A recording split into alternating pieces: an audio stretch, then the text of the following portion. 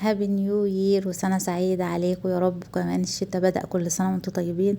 ودي أكلة شتوية بتدفي حلوة قوي من الآخر. وطبعا طريقة السلق والتقطيع وكل حاجة في الفيديو اللي فات موجود على البيج وعلى القناة. طبعا هنا بننزل بالزيت والسمنة ومعاهم الدهن بيتقطع لقطع صغيرة. أول ما يدبل ويبقى لونه أصفر كده هتنزلوا بصلتين كبار متقطعين. طبعا البصل أول ما ياخد برضو اللون الذهبي هتنزلوا بعصير الطماطم الفريش ومعاه معلقة سكر كبيرة، وهتغطوا عليه وتسيبوه، وتروحوا تغسلوا الرز وتسيبوه في مصفى يصفى المية وينشف خالص. أول ما الصلصة تتسبك وتلاقوا الزيت بقى على الوش، تعرفوا اللي هي كده تمام سبكت، هتنزلوا بالرز المتصفي كويس والنار لسه شغالة على الوسط. هتقلبوا فيها كده بتقليب كده مستمر. وطبعا التكة دي تكة امهاتنا، ربنا يديهم الصحة وطولة العمر. ويعني التقليب كده مستمر والنار هادية لحد كده ما يتشرب كده عصير الطماطم ويتسبك فيه، وهنسيبه وهنروح بقى نجهز بقى الحاجات بقى التحبيشة بتاعت الحشوة. طبعا لو عندك عصير يعني ورق نعناع اخضر او ناشف، يعني الموجود في البيت نضيفيه حوالي كده معلقه صغيره من النعناع الاخضر او الناشف مع 5 6 فصوص توم وهتضيفيهم.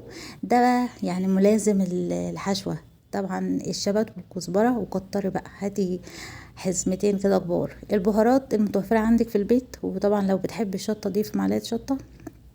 هي طبعا بصل بودر وتوم بودر، واللي في الاخر الابيض ده كان ملح. ضفت 3 معالق كده صغيرين لان الشوربه هيكون فيها ملح. طبعا الكرنب بتقطيعه بسلقه انا سبق وعرفته لكم في فيديو. هنا طبعا يعني ده هنحطها في ارضيه الحله. لو حابين يعني اللي بتقطعوه من ورقه الكرنب تضيفوها اللي هي العيدان دي، ماشي. لو حابين اللي هو الورق اللي بيبقى اخضر خالص في الكرنب خالص من فوق، تكونوا برضو سالقينه. وبرضو تضيفوا بس ورقة في أرضية الحلة. بس تاخدوا بالكم لان هيبقى كده يعني رقيق، فخدوا بالكم تهدوا النار خالص على المحشي. طبعا طريقة الرز في السلطة وهي على النار بيخلي كده، شايفين الرز يعني تضيفوا جزء صغير وهتلاقوا الصباع المحشي ما فيش عليه اي رز من بره ونضيف وحلو.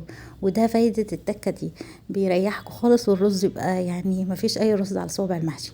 اللحمة تكون متسوية 3/4 سوا، وبعد ما يعني تحشوا نص الحلة تضيفوا بقى قطع اللحم، وهتغطوها برضو طبقة محشي من فوق، وتظبطوها كده تقفلوا عليها خالص. طبعا الرز لما بنشوحه كده على النار مع التسبيكة بياخد جزء من السوا. فلما هنضيف دلوقتي الشوربة مش هنضيف كتير، يعني نحاول نهز كده الحلة عشان الشوربة تتخلل بين صوابع المحشي، ويا دوبك كده يكون المحشي قصد اخر صباع، قصدي الشوربة اخر يعني قصد اخر صباع. واول ما يغلي وينشف تهدوا عليه خالص عشان زي ما انتم شايفين كده الحلة ما اتحرقتش من تحت. واحلى يعني اللحمة موجودة كده زبدة، يعني استوت وطعمها حلو. والسلام عليكم وجربوا الطريقة.